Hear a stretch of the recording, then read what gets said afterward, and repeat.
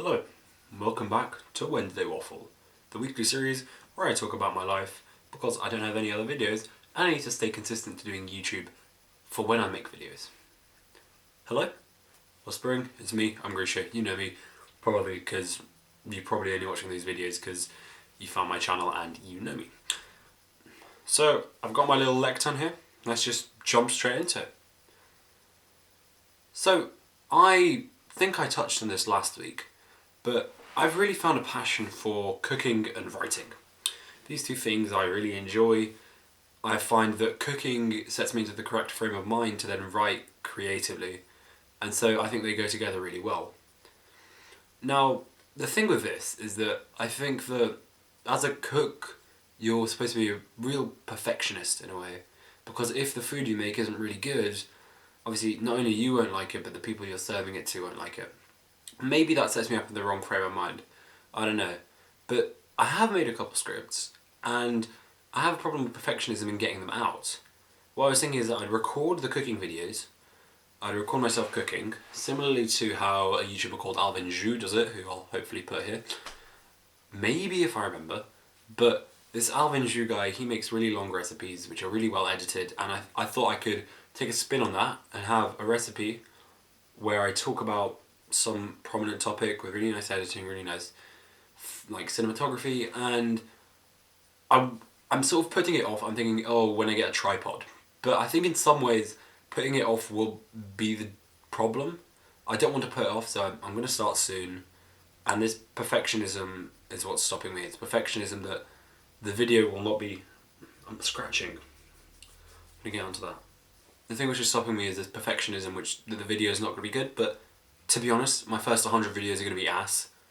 I don't really count these as videos because at least I haven't edited a lot of them. I'm going to try edit this one. I mean, obviously it teaches me to like speak to a camera, and I know I still learn stuff from it, so it's not a complete waste of time, otherwise I wouldn't be doing it. But this perfectionism and this camera stuff and why I'm trying to learn is because ultimately I want to make more stuff and I want to learn more.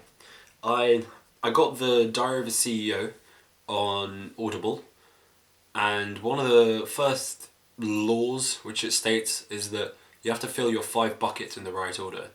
And the first bucket, which overflows into everything else and hence has the highest leverage, is learning. That is why I'm doing this channel to an extent, and this is why I think I will just start making the videos even though I know they won't be good. Look, they will be terrible, or maybe not terrible, but they will not be as good as I want them to be. They'll not be as good as my dreams say they will be. But that's fine. It's okay if the video isn't optimal. Ultimately, learning is such a high leverage task that to skip it is a bit of a waste of time and a bit of a waste of my potential.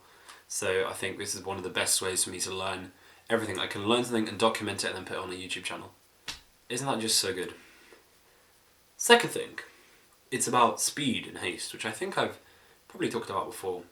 But I'm rereading Lord of the Rings, if you didn't know from last episode, and there's a character in the second book called Treebeard, or Fangorn, or whoever. He's an Ent. He's a tree man, apparently he's 14 foot tall, and he's the first Ent.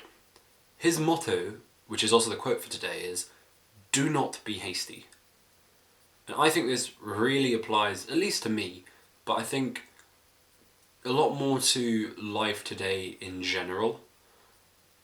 Too often we try to really speed things up.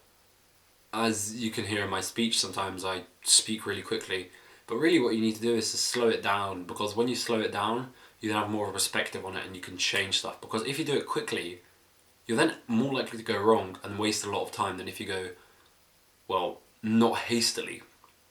Not going hastily will also help me because ultimately I want to be more intentional with my life, with my time, with everything.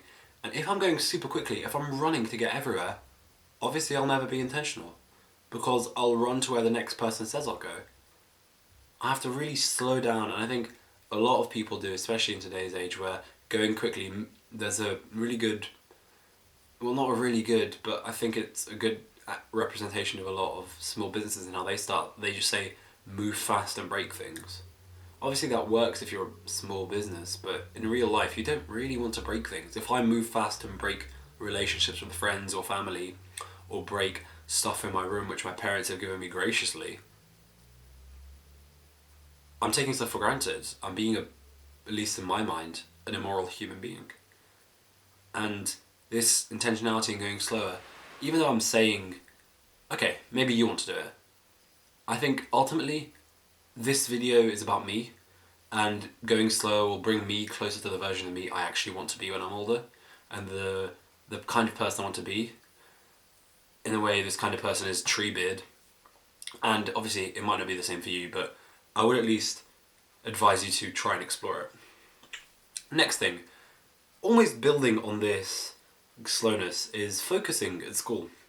So focus at school is, it's hard sometimes, but I think it's a lot easier than people say it is. Like right now, I can tell I'm a bit tired because, as you can see, my posture is bent.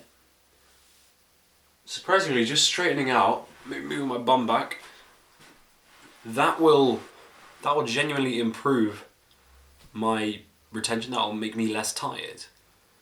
And there are very small things like that which you can use to then focus at school. But why does it happen to me this week? I had an open evening at a sixth form school. And at that sixth form school, I realised, holy moly, life can be so cool.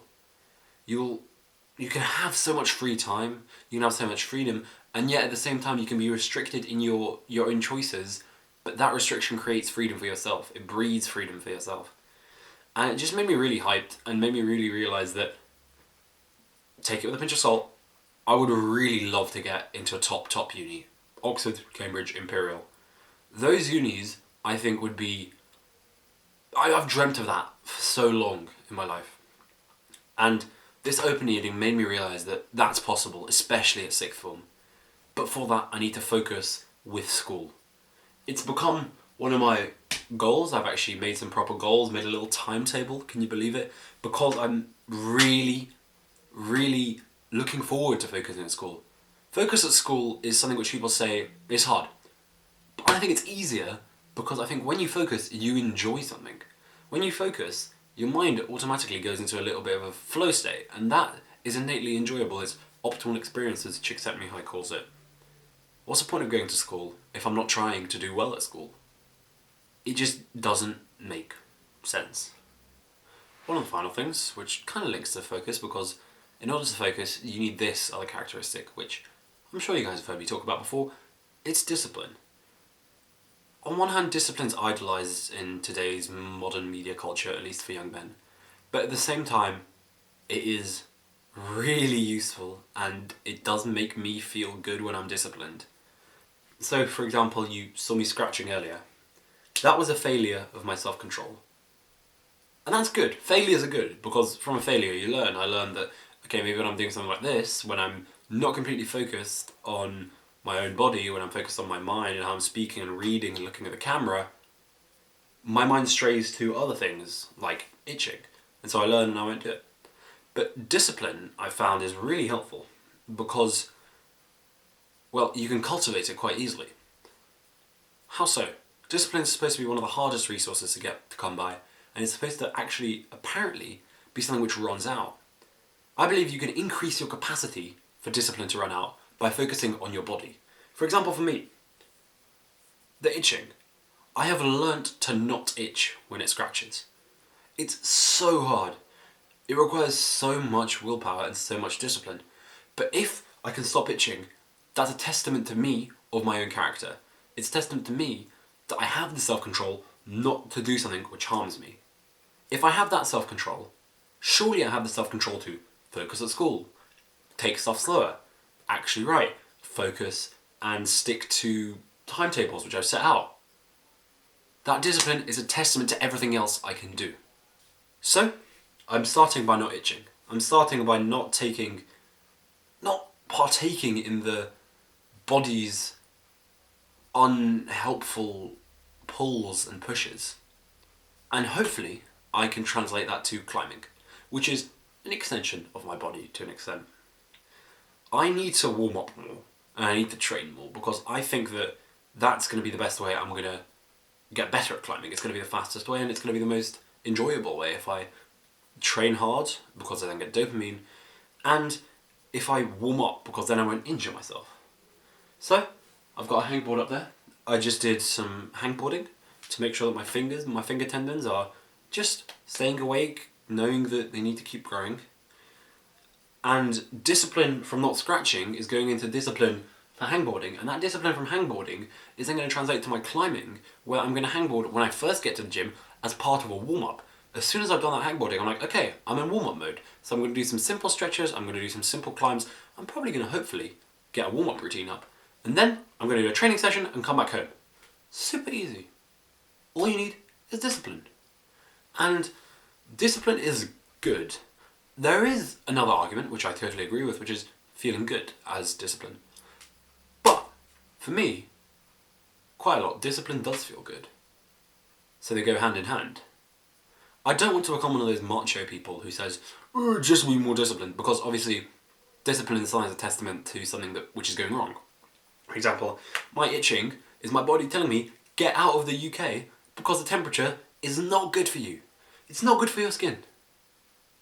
I can't leave the UK, so I need discipline to then prevent myself from itching. Discipline's almost like a last resort.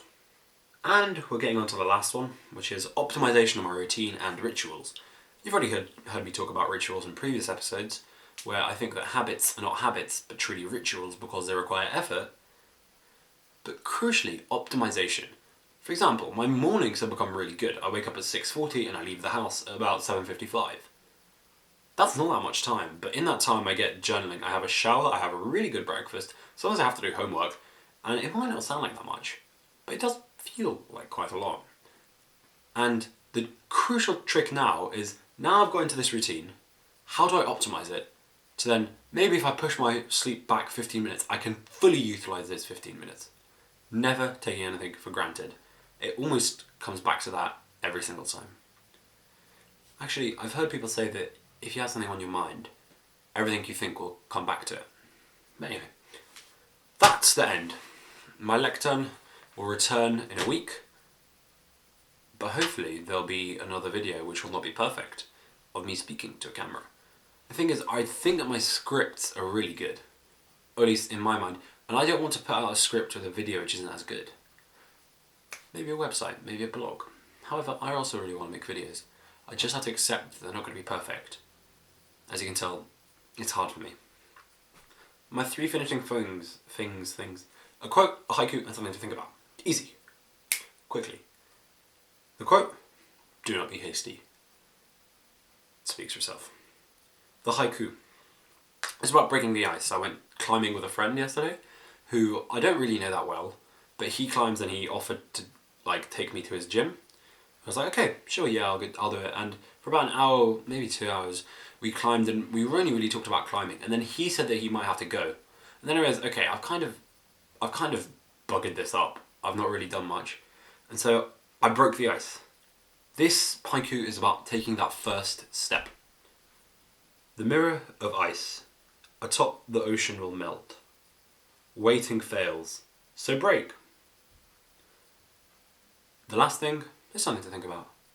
How can I slow down to be more intentional about my life? How do you slow down to enjoy yourself more?